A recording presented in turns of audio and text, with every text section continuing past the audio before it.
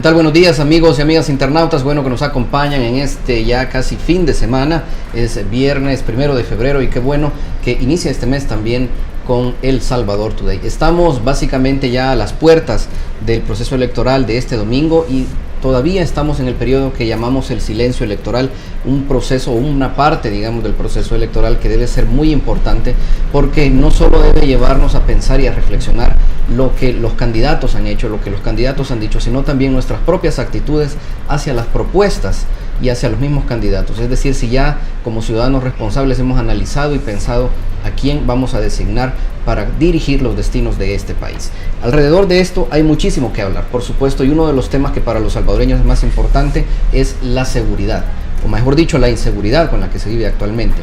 Ayer la Fundación de Estudios para Aplicación del Derecho, FESPAD, presentó una serie de consideraciones sobre las propuestas que los diferentes candidatos, que los 4 candidatos en la contienda presidencial hicieron sobre el tema de seguridad. Para discutir precisamente ese aspecto de la campaña electoral me acompaña David Ortiz, quien es técnico jurídico del Programa de Seguridad Ciudadana y Justicia Penal de FESPAD. David, bienvenido, ¿qué tal? Gracias por aceptar la invitación. Muchas gracias por invitarnos. Un saludo a quien nos sintoniza, a quien le interesa un tema tan relevante para nuestro país como la seguridad. Y pues bueno, estamos a las puertas de un evento electoral y qué mejor que ir a las urnas informado, informada respecto a qué plataforma nos puede desarrollar más un tema que es tan sensible para la población. Ok, muchísimas gracias. Quiero, antes de comenzar la entrevista, recordarles que este primer segmento es una fina cortesía de Megablog. Este espacio es presentado gracias al gentil patrocinio de... Los mejores productos de concreto los encuentra en Megablog. Calidad al precio justo. Llámanos al 2523-2300.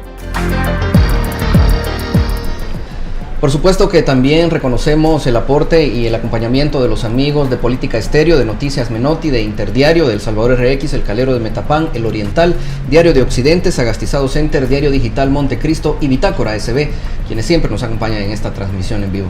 David, les reitero el agradecimiento por haber aceptado esta invitación y pues creemos que es importante, ¿no? Precisamente en este periodo del silencio electoral, de este periodo de reflexión, adoptar la actitud más responsable, que es pensar específicamente en los ofrecimientos o el camino que cada candidato está ofertando para los salvadoreños, lo que está ofreciendo a cambio del voto de pues, casi los 5 millones de personas que están aptas para votar, ¿verdad? ¿Cuántos iremos? Ese es otro tema. Hay, digamos, creo yo que primero, o la primera pregunta, la que cae por su propio peso en este aspecto es: ¿los candidatos abordaron este tema con la seriedad del caso?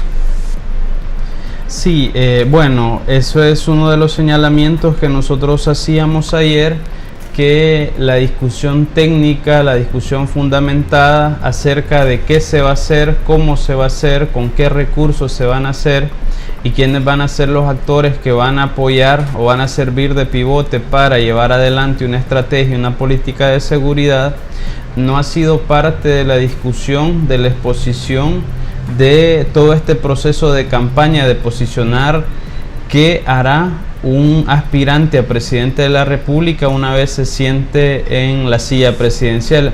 En ese sentido, nosotros lamentamos que la campaña haya tenido tan baja calidad de cara a hacer este tipo de planteamientos. Sí hubo algunas afirmaciones bastante superficiales de cara a los temas.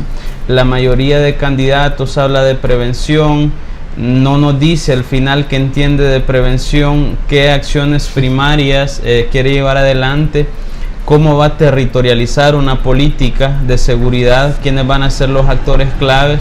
Un elemento fundamental es el tema financiamiento. Recordemos que el Plan El Salvador Seguro estaba catalogado para una inversión de 2.200 millones de dólares. Correcto. Entonces el tema financiamiento es fundamental porque no hay política pública sin recursos, ¿verdad? Eso está claro. Entendido. En el aspecto, digamos, más específico de las necesidades que tiene El Salvador en materia de seguridad, y hablo de cosas como control territorial, prevención de delitos al estilo de la extorsión, ¿no?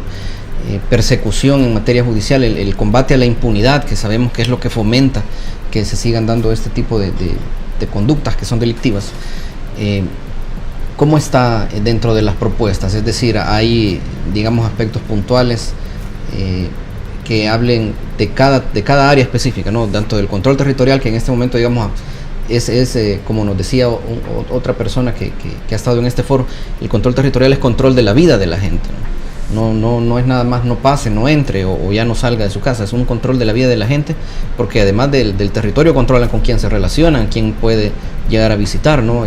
Controlan con quién hace negocios, todo ese tipo de cosas.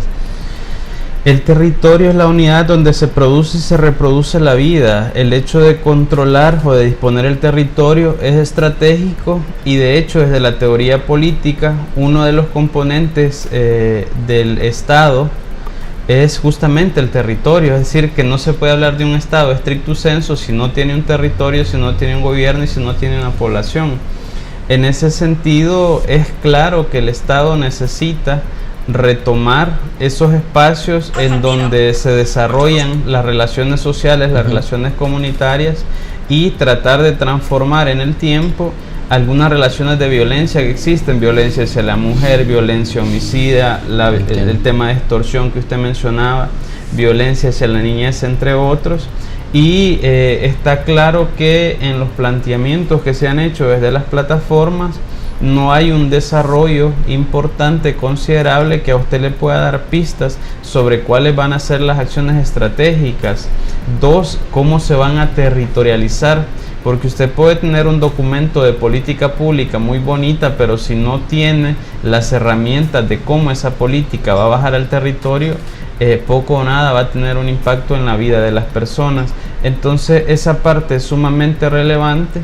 En el contexto de nación tenemos propuestas de leyes en la Asamblea Legislativa que hablan de crear un sistema nacional de prevención de violencia, que habla de crear mecanismos para que los jóvenes con alguna cercanía, con algún vínculo de pandillas que quieran aprender, que quieran desarrollar dinámicas positivas fuera de la violencia, también puedan realizarlo. Y es importante que se pueda discutir, que se pueda valorar y darle salida a estas herramientas, porque en este momento en el tema prevención cada organización, cada institución anda haciendo lo que considera que debe hacerse, y en ese sentido hay bastante recorrido. Tenemos municipios, por ejemplo, del país en donde no hay homicidios. Vamos a ver qué pasa ahí, vamos a ver qué se está haciendo de bueno, de adecuado, y tratemos de replicarlo dentro de las condiciones que permitan en otros territorios para ir tratando de sanar esa violencia que recae en el país. Hay en ese aspecto, digamos, algo siquiera medianamente parecido, digamos, a un replanteamiento de la seguridad en El Salvador. Es decir, hay un abandono, por lo menos, tal vez, del énfasis en las políticas represivas, que son lo que nosotros hemos estado acostumbrados, pues, y la famosa mano dura, la famosa mano súper dura, ¿no? Que parecía más un ardid publicitario que de hecho una política de seguridad. Hay un elemento cultural bastante fuerte de cara a cómo se construye, se ejecuta y algunas veces se evalúa, porque aquí en el país no evaluamos mucho política pública, todo este ciclo, ¿verdad?, de llevar adelante una política pública. Respecto al tema de manodurismo, aquí hay una contradicción sumamente importante en términos sociales. La gente exige, la gente demanda, la gente pide de que haya un tratamiento de fuerza, de violencia hacia una persona que está fuera del margen de la ley. Lo que nos ha dicho a nosotros la historia es que abordar la violencia, abordar la delincuencia con estas herramientas no funciona, y por eso tenemos 40.000 personas privadas de libertad. Por eso tenemos estructuras de pandillas con una estructura, con una fórmula, con una jerarquía bastante fuerte, con capacidad de fuego considerable. Y hablábamos anteriormente. ¿Qué significa esto? Que si esa metodología no funciona, necesitamos un cambio de paradigma. Y en ese sentido, sí es como una muy buena señal de lo que se ha mencionado de cara al abordaje de las candidaturas, no de manera total, pero sí de manera bastante amplia, de algunos candidatos, porque están hablando, por ejemplo, de retomar el modelo de Yo Cambio, que es muy positivo en los centros penitenciarios. Están hablando de desarrollar prevención, aunque no aclaran tanto cómo se va a hacer, y claramente el eje de represión del delito usted no lo puede dejar fuera porque es parte de una política integral. Lo que sí es importante es que los planteamientos no se queden a nivel de papel o a nivel de discurso, porque necesitamos, si hablamos de prevención, necesitamos infraestructura estatal que la lleve adelante, necesitamos presupuesto, necesitamos aliados, empresa privada, iglesias, ADESCOS, asociaciones de jóvenes, etcétera, que puedan potenciar todas estas dinámicas también. Usted mencionaba más temprano algo que digamos, es bien evidente y se discute mucho, pero extrañamente se hace muy poco al respecto, y es que pareciera que están disociadas pues las entidades responsables de nuestra seguridad y de todo el proceso jurídico alrededor de esto. Policía, fiscalía,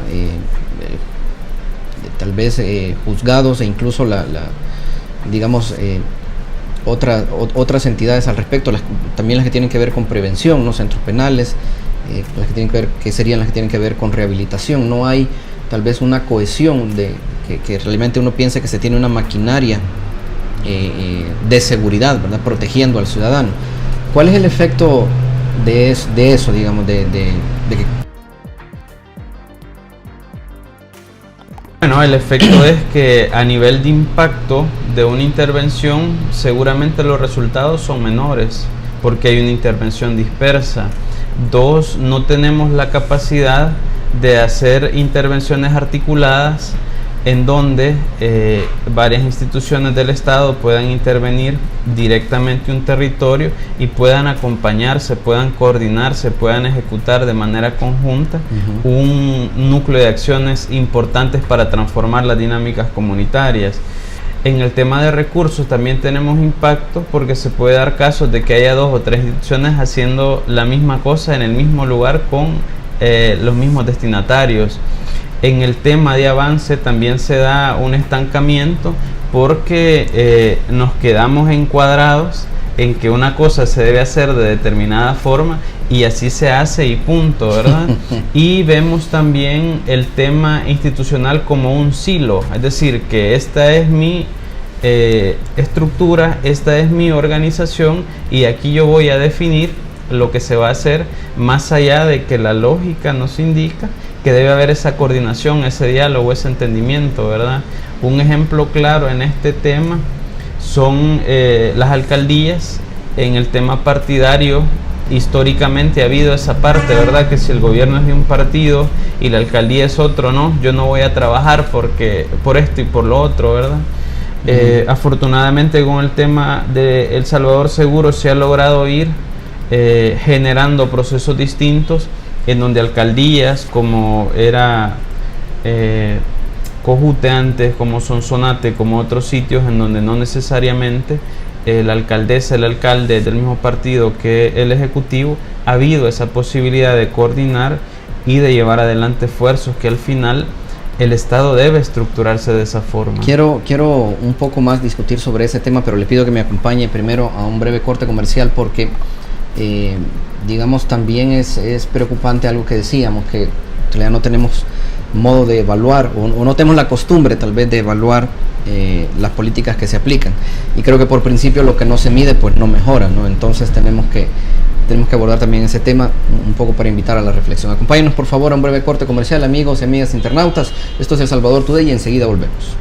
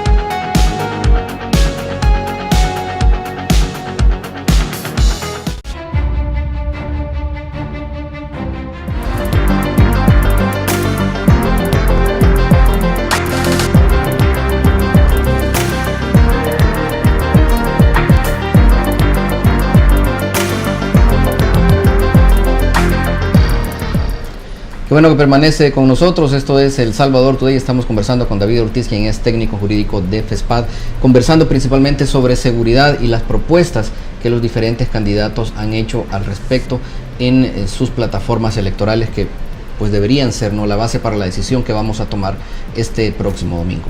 David, mencionábamos la importancia de el tema de digamos, recuperar el control territorial, ¿no?, cómo eso es importante para la vida misma y para la misma definición del Estado. Y junto a esto, pues también hemos visto que como país, como nación, no estamos acostumbrados, tal vez más allá del muertómetro, ¿no? Creo que también eso es un aspecto cultural, ¿no? Cuesta a veces entender o ver más allá de eso, cuesta.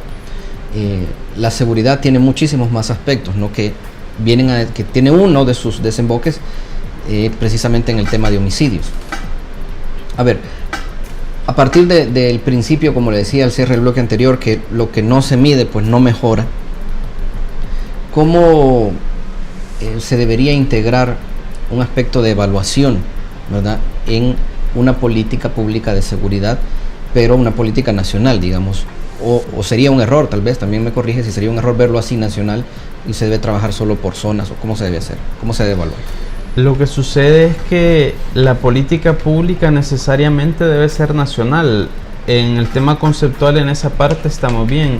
Ahora, en donde puede haber alguna variación de ciertos bemoles es en el tema de territorialización.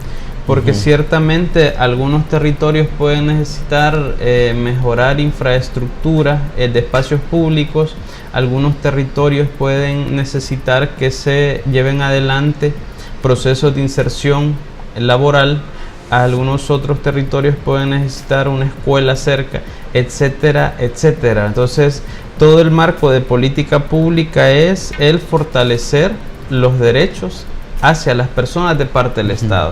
Ahora, ya la territorialización de cuál es la necesidad puntual de este o el otro territorio, eso usted lo ve ya cuando usted va a esa zona, hace un diagnóstico, porque esto es como un tema del médico, ¿verdad? Que si usted no sabe qué tiene y le da una medicina, lo va a agravar, porque no sabe qué efecto le va a suceder a la persona. O si es alérgico, una cuestión de esos tipos, ¿no? Así es. Entonces es fundamental tener un diagnóstico por zonas, por territorios. Yo le mencionaba que en el país tenemos municipios donde no se cometen homicidios, y esa es una muy buena noticia.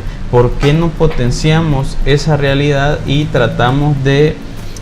Perdón que lo interrumpa ahí, como fundación y tal vez usted particularmente como experto, ¿qué características ve, si es que ha visitado estos territorios específicos donde no hay homicidio?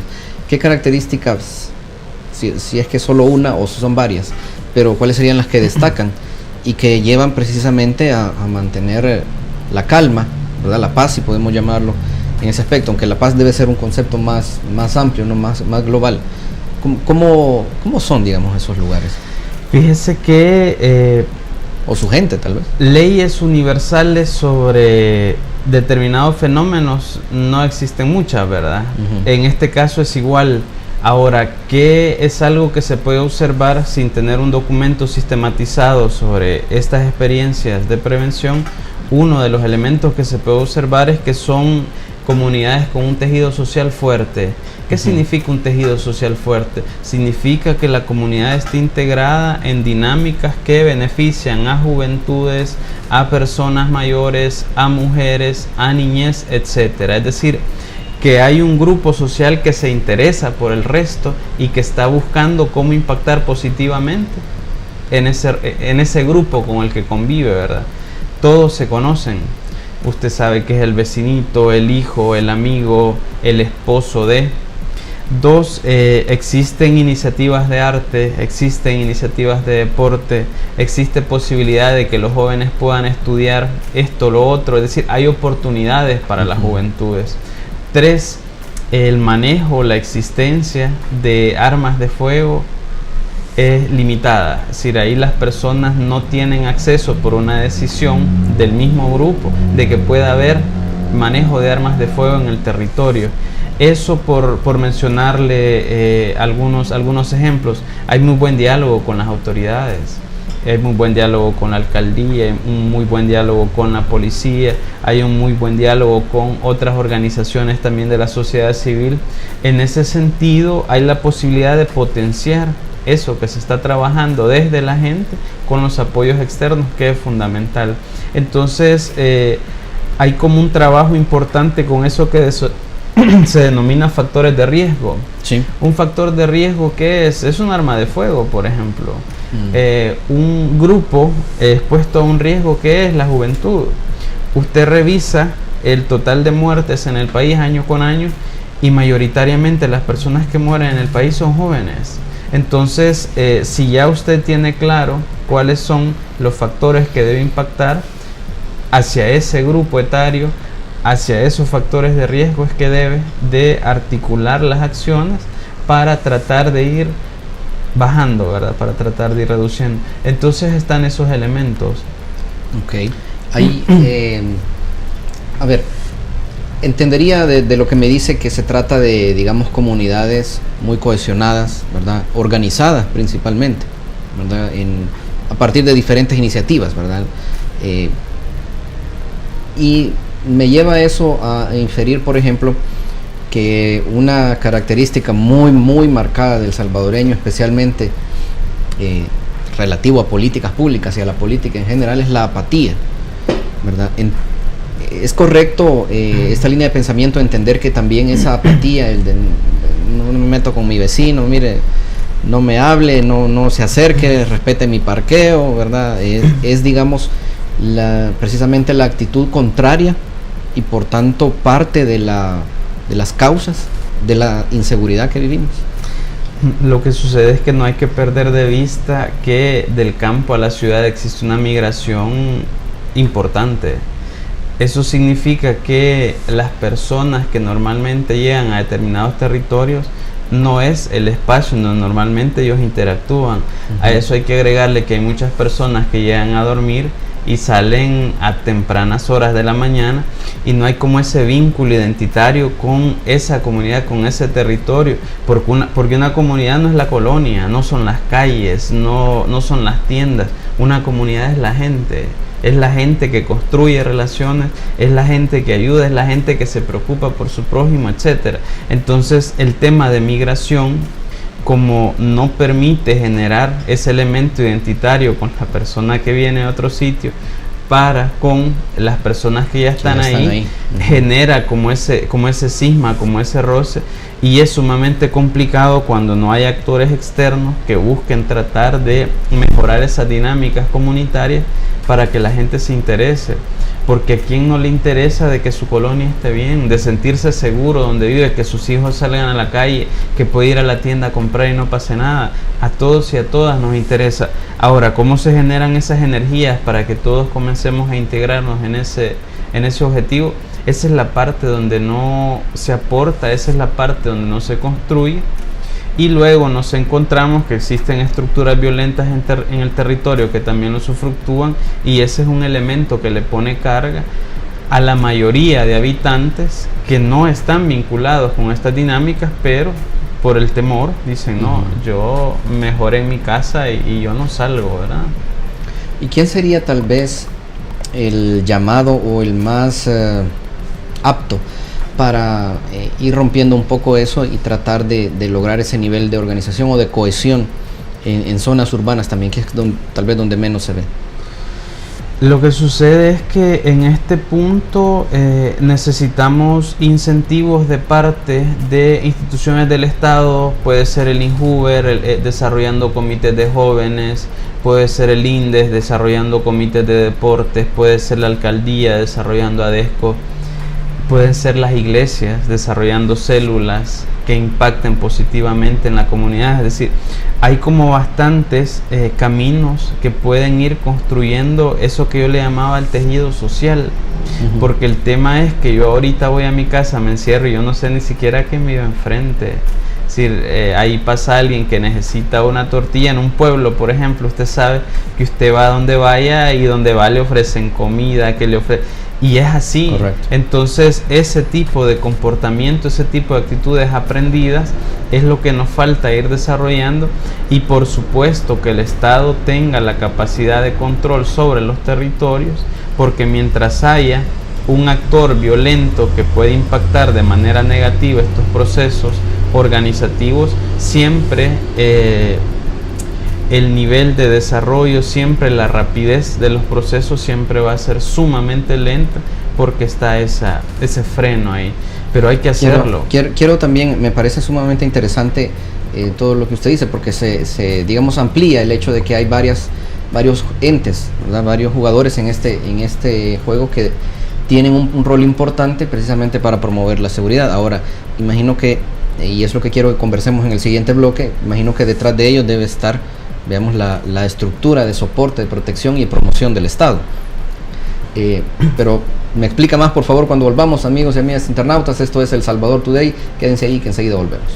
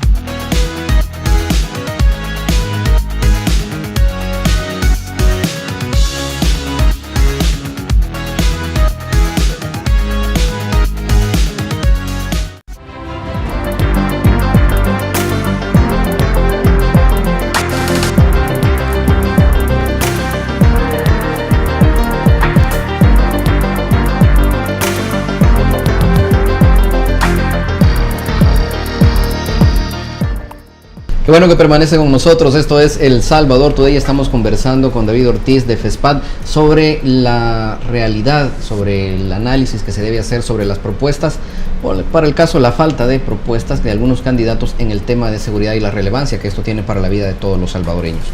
David, hablábamos al cierre del bloque anterior, ¿no?, del papel que juega la alcaldía, el papel que juegan las iglesias, las organizaciones, las directivas tal vez comunales. Y todo eso es sin duda positivo, ¿no? Creo que hay diferentes ejemplos que se pueden ver en diferentes niveles, ¿no?, de cómo este tipo de programas que básicamente le dan a la gente un motivo para conversar, para hacer cosas juntos, para tener experiencias en comunes, tienen un impacto que se multiplica a lo largo de toda su comunidad, de toda la sociedad. Ahora, a la base de esto, entendería yo, y usted me corrige si no es así, debe estar el Estado.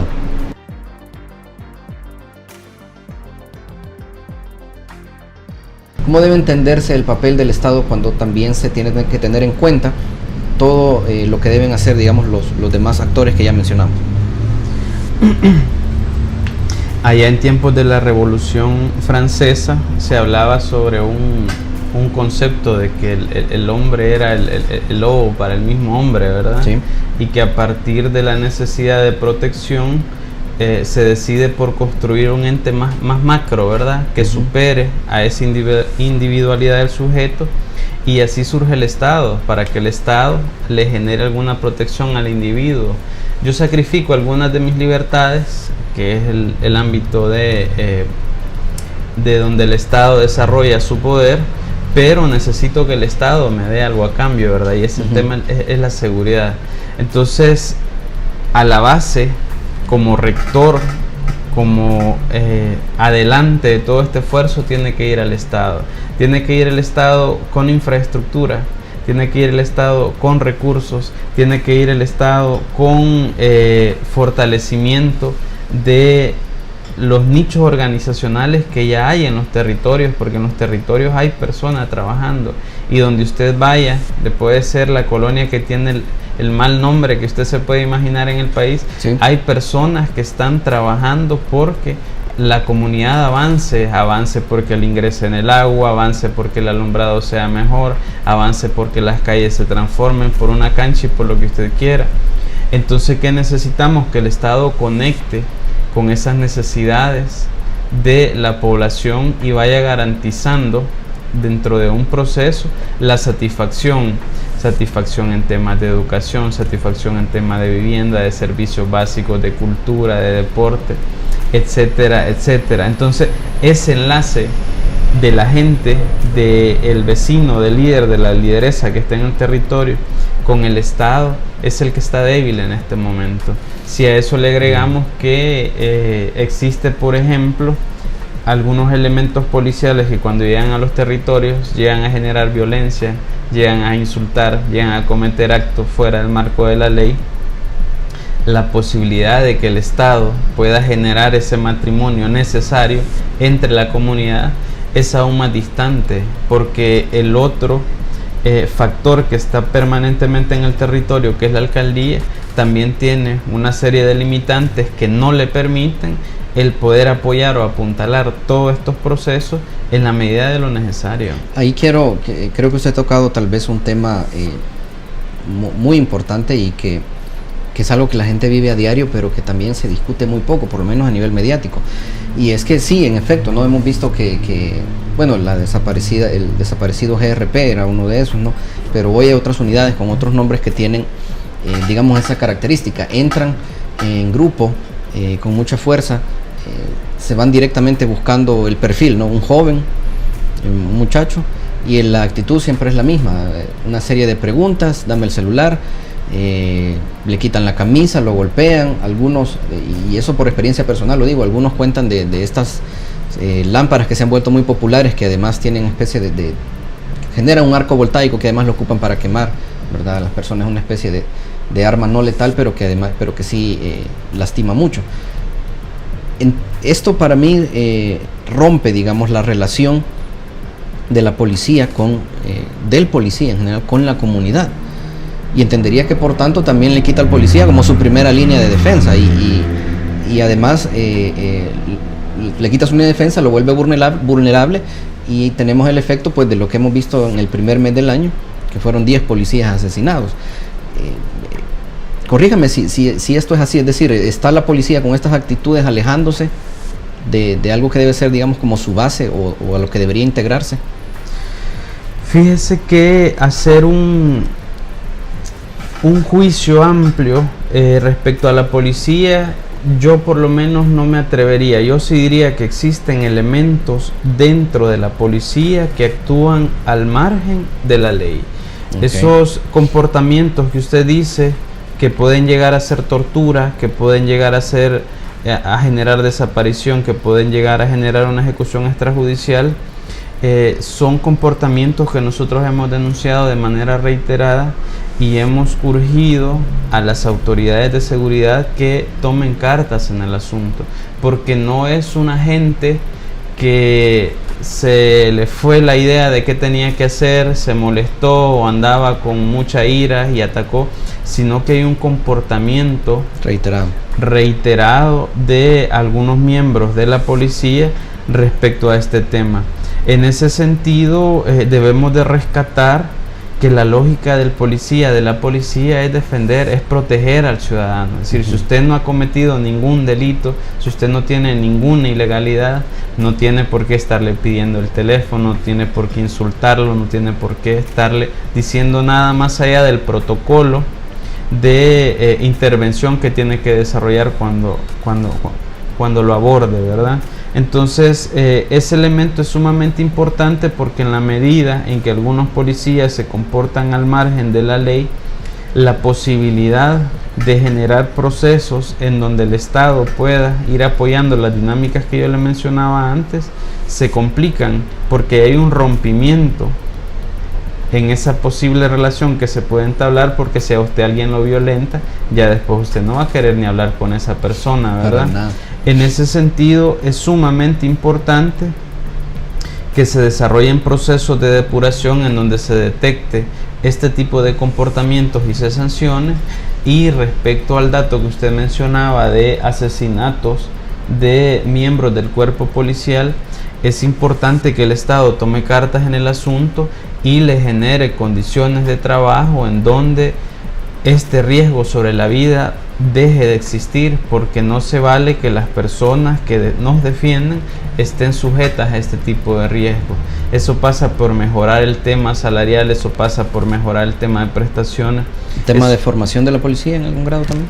Sí, lo que sucede es que aquí hay dos escenarios. Un escenario es el que usted menciona en el tema formativo, y otro escenario es en el tema operativo. Es decir, a usted cuando sale de la academia y lo mandan para un grupo, si en ese grupo ya hay elementos que actúan de esta forma, a usted le van a enseñar a comportarse de esa forma. Entonces el tema formativo está bien y hay que potenciarlo, pero hay que ejercer control también sobre estos elementos que andan actuando al margen de la ley, porque eso también impulsa a que nuevos elementos aprendan esta dinámica que al final le hace daño a la institución y le hace daño al país. El que entre lobos anda, dice el dicho popular. Seguramente nosotros hemos visto casos al respecto de que jóvenes que andan con uniformes todavía de la academia, porque los mandan a hacer sus prácticas antes de recibir la investidura, ¿verdad?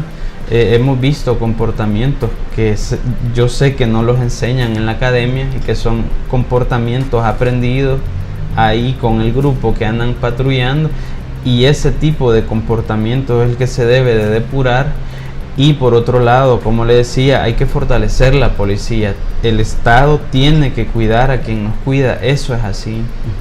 David, quiero agradecerle el tiempo que nos ha destinado hoy. Lastimosamente el programa se nos ha acabado y creo que ha sido una plática muy interesante, muy iluminante sobre cómo debe abordarse el tema de seguridad en El Salvador, y también nos da parámetros para evaluar lo que nos están ofreciendo, ¿no? Porque creo yo que ya estuvo suave, ya basta, ¿no? de candidatos que la gente dice quiero más seguridad y dice yo te ofrezco más seguridad, ¿no? Entonces vamos a eliminar, quiero que eliminen las pandillas, pues yo voy a eliminar a las pandillas. Eso no es una propuesta, ¿verdad? Eso es más publicidad que otra cosa, y creo que está en la responsabilidad de cada uno poder ver un poco más allá de eso, y para eso pues nos ha servido mucho el análisis que nos ha traído. Muchísimas gracias.